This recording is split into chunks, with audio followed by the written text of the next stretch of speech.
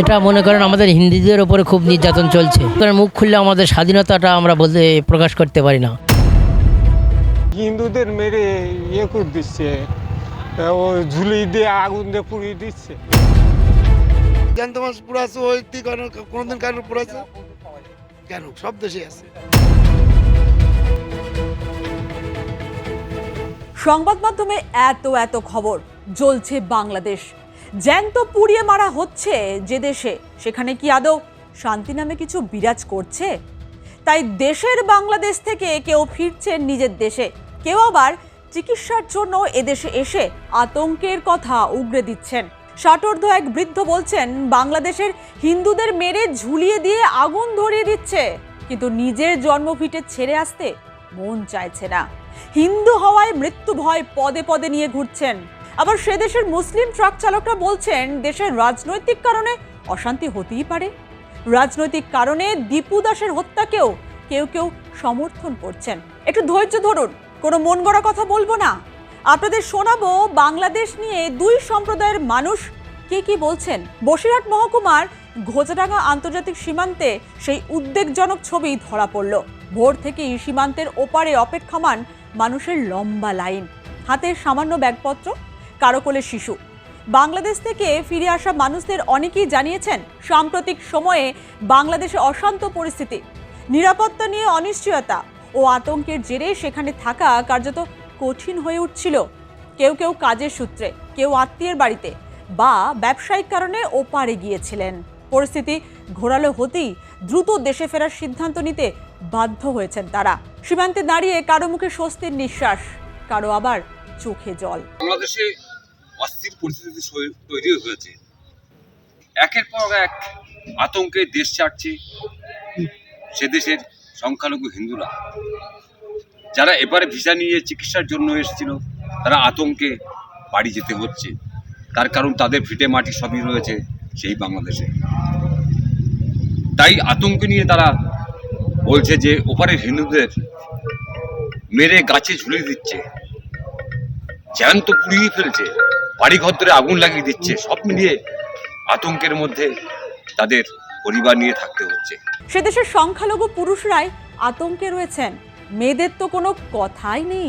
না, আমরা বলছি না, আবার কেউ বলবেন না দুর্বল চিত্রনাট্য, কোনো চিত্রনাট্য নয়। কথা বলছেন সে দেশ থেকে আসা বাংলাদেশি নাগরিকরাই। শোনাবো আপনাদের তাঁদের কথা। ঘোজাডাঙ্গা সীমান্তে বাংলাদেশ থেকে ফিরে আসা কিংবা এদেশে কোনো প্রয়োজনে আসা মানুষরাই তুলে ধরলেন তাদের তিক্ত অভিজ্ঞতার কথা, বললেন আতঙ্কের কথা। কেউ বলছেন হঠাৎ করেই চারপাশে পরিস্থিতি বদলে যাচ্ছে, রাস্তাঘাটে আতঙ্ক, দোকানপাট বন্ধ, চলাচলে অসুবিধা। আবার কেউ জানিয়েছেন পরিবার পরিজনদের চাপেই দ্রুত দেশে ফেরার সিদ্ধান্ত নেওয়া হয়েছে। বিশেষ করে মহিলা ও শিশুদের নিয়ে থাকা পরিবারগুলির মধ্যেই উদ্বেগ ছিল সব থেকে বেশি, কারণ আমাদের হিন্দুদের ওপরে খুব নির্যাতন চলছে। এটা আসলে মুখে ভাষায় প্রকাশ করা যাবে না। এটা এই সরকারের আমলে হচ্ছে। নাগরিক হিসেবে যেভাবে চলাফেরা সেটা আমরা পারি না। হ্যাঁ, আগে ছিল। হ্যাঁ, মূলত সংখ্যালঘুদের উপরে এই আক্রমণটাই বেশি। আমরা আতঙ্কিত আছি। কারণটা কি, যেভাবে দেশের পরিস্থিতি, কারণ আমরা স্বাধীনতা, আমরা আমাদের ওপর কেউ একজন অন্যায়ভাবে একটা কোনো কিছু বলতেছে বা অন্যায়ভাবে কিছু করতে, সেটা প্রতিবাদ করতে গেলে তো আমরা তাদের হাতে মার খাচ্ছি। এই কারণে আতঙ্কিত আছি। এখন আগের থেকে কি মহিলাদের উপরে মান সম্মান হানি এগুলো কি বেড়েছে না কমেছে? বেড়েছে। কি অবস্থা এখন মহিলাদের আতঙ্কে? সবাই একটা আতঙ্কে। আমরা পুরুষরাই তো নিরাপত্তা নেই, তো মহিলাদের কথা কি বলবো? ভয় লাগছে, তা কি করবো? এখন দেশের কি পরিস্থিতি আপনি কি জানেন? পরিস্থিতি গোলমাল হচ্ছে, দেশে খুব গোলমাল। কি হচ্ছে শুনলেন? কি হচ্ছে? কি মেরে হিন্দুদের মেরে ইয়ে করে দিচ্ছে, ও ঝুলি দিয়ে আগুন দিয়ে পুড়িয়ে দিচ্ছে। আপনারা কি হিন্দু? হ্যাঁ, আমরা হিন্দু। কেন চলে আসছেন না? না, এই চিকিৎসার জন্য আইলাম, ওষুধপত্র নিয়ে যাচ্ছি। কি কতটা আতঙ্কে আছে? হ্যাঁ, আতঙ্কে আছি, মরে যাওয়ার ভয়। এই আর কি, মরে যাওয়ার আতঙ্ক, দেশে গোলমাল। সীমান্ত এলাকার স্থানীয় বাসিন্দারাও এই দৃশ্য দেখে চিন্তিত। তাদের মতে এমন পরিস্থিতি দীর্ঘদিন চললে সীমান্তবর্তী অঞ্চলে সামাজিক ও অর্থনৈতিক প্রভাব পড়বে। একই সঙ্গে মানবিক দিকটি মাথায় রেখে দ্রুত ও সুশৃঙ্খলভাবে নাগরিকদের ফেরানোর ব্যবস্থা করার দাবি উঠেছে। বাংলাদেশ থেকে শয়ে শয়ে ট্রাক ঢুকছে এদেশে। তারা কি বলছেন? বাংলাদেশি ট্রাক চালকরাও দেশের পরিস্থিতি নিয়ে একটু হলেও অস্বস্তিতে। মুখে কিছু না বললেও সে দেশে যে অশান্তি পোয়াতে হচ্ছে তা তাদের ভাবে ভাবে বেশ স্পষ্ট। বাংলাদেশের পরিস্থিতি কি ভালো? বাংলাদেশের পরিস্থিতি ভালো। বাংলাদেশের পরিস্থিতি ঢাকা শহরে হলো গ্যাঞ্জাম, তাছাড়া কোনো জায়গায় গ্যাঞ্জাম নেই। ওই ইলেকশন নিয়ে আর আমরা তো চাই সুস্থভাবে হতে, আর না হলে পরে তো ইলেকশন পিছিয়ে যাবে। আতঙ্ক বলতে কি, আতঙ্ক বলতে এখন দল হলো 3টে, বাংলাদেশ এখন 4টে। এখন যে দল আমলিক তো জাতি পাচ্ছে না, বিএনপি আছে, জামাত আছে মাঠে, এই দুটোই আছে এখন মাঠে। এরা এনসিপি, আমরা জামাতকে চাচ্ছি এখন। ওরা 17 বছর খাইছে, ওরা 9 বছর খাইছে। জামাতকে একবার দেয়, ওরা 5 বছর খাক, খেয়ে কিছু করে নিক, সঠিক চলে যাবে সে ওকে ব্যাপার। এরা 17 বছর খাইয়ে কিছু করতে পারে না। এরা 5 বছর খাইয়ে দিয়ে দেখি 5 বছর খাই এরা কি করতে পারে। এটা তো সব দেশেই আছে, এটা তো আছে, এটাও ঠেকাবে না, রাজনীতি করলে হবে। এই মাঝে মধ্যে এক একটা হয়, কোনো ঝামেলা বাঁধলেই ভাঙচুর শুরু হয়ে যায়। এটার কোনো নেই আমাদের বাংলাদেশে নিয়ে, কোনো রকম ঝামেলা বাঁধলেই ভাঙচুর শুরু হয়ে যায়। এটার কোনো ঠিক নির্দিষ্ট কোনো নেই। না, আতঙ্কে নেই। এই গত 2-3 দিন ধরে কি হচ্ছে চারিদিকে? এই গত 2 দিন এখন আমাদের আশেপাশে তো হচ্ছে না, হচ্ছে দূরে, সেটা নিয়ে আমরা অতটা নেই। মেন শহরে একটু গ্যাঞ্জাম, শহর অঞ্চলে একটু গ্যাঞ্জাম আছে, এছাড়া এই মনে করেন রাজনৈতিক বিষয় আসে এগুলো। তোমরা তো গাড়ি চালাও, তোমরা কি আতঙ্কের মধ্যে? না না না, আমার কাছে এই সমস্ত না শোনাই ভালো ভাই। এখন তো অন্তর্বর্তীকালীন সরকার চলছে, তা এখন তোমাদের দেশের অবস্থাটা মানে কেমন?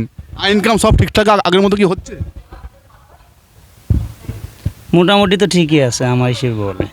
এই যে চারিদিকে যে খুন খারাপি হচ্ছে, ঢাকা শহরে আবার গুলি, আবার সেনাবাহিনী নামছে, এগুলো কি অবস্থা, কেন এগুলো হচ্ছে?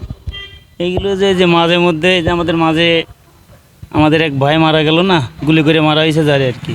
হ্যাঁ, সে একজন ভালো লোক ছিল। আচ্ছা, কে কে কে?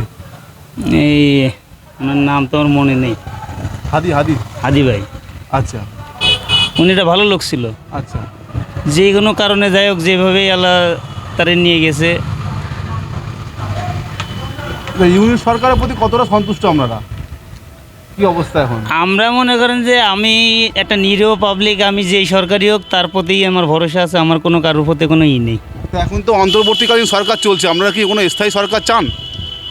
স্থায়ী সরকারে যে যারে ভোট দেবে সেই আসবে। আপনারা কি তাহলে কি মানে নির্বাচন হোক, সেটা আপনারা কি চান?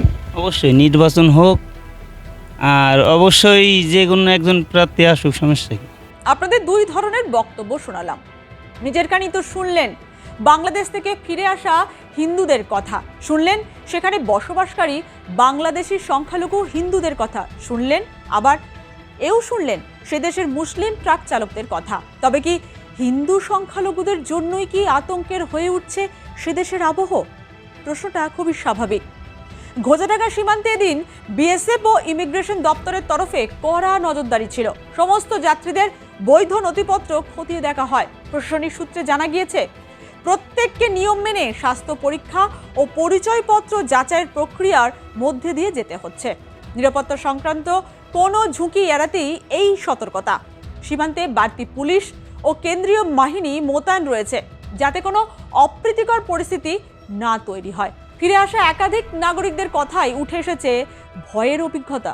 প্রশাসনের তরফে জানানো হয়েছে, পরিস্থিতির ওপর সর্বক্ষণ নজর রাখা হচ্ছে। প্রয়োজনে আরও ব্যবস্থা নেওয়া হবে, যাতে দেশে ফেরা নাগরিকদের কোনো রকম হয়রানির মুখে পড়তে না হয়। ঘোজাডাঙ্গা সীমান্তের ছবি যেন নতুন করে মনে করিয়ে দিল সীমান্তের এপারে ওপারে রাজনৈতিক ও সামাজিক অস্থিরতার প্রভাব কতটা গভীরভাবে সাধারণ মানুষের জীবনে ছাপ ফেলেছে।